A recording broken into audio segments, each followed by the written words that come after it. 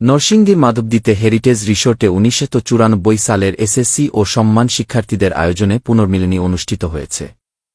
দিনব্যাপী অনুষ্ঠানে বন্ধুদের প্রতি ভালোবাসার টানে বাংলাদেশের সকল জেলা থেকে 600 সদস্য একত্রিত হয়।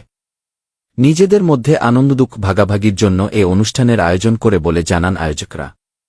সকাল 10টা থেকে রাত পর্যন্ত অনুষ্ঠানে কুরআন তেলাওয়াত ও গীতা পাঠের মধ্য দিয়ে অনুষ্ঠান শুরু হয়।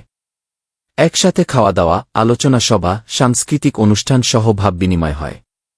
অনুষ্ঠানটির সার্বিক ব্যবস্থাপনায় ছিলেন অনুষ্ঠান বাস্তবায়ন কমিটির আহ্বায়ক এটিএম রেদওয়ান বারী, মোহাম্মদ মেহেদী হাসান তুহিন, উপদেষ্টা আব্দুর রহিম, অর্থ সম্পাদক মোহাম্মদ শামীমুল ইসলাম, সহকারী আহ্বায়ক মোহাম্মদ আজিজ ভুলু, মোহাম্মদ জামাল হোসেন শামীম, মোহাম্মদ ওহিদুল ইসলাম ভুইয়া, মোহাম্মদ আতাউরুন রহমান বাপ্পি, এনামুল হক ভুইয়া, সাইফুল সাজিদ, মাহবুব সোহেল, আব্দুল লতিফ, তুহিন হাফিজ, তাসলিম কায়সার, শশাঙ্ক সরকার।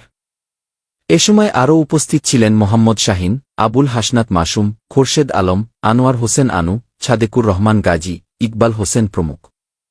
সাংস্কৃতিক অনুষ্ঠানে খ্যাতনামা শিল্পীরা সঙ্গীত পরিবেশন করেন।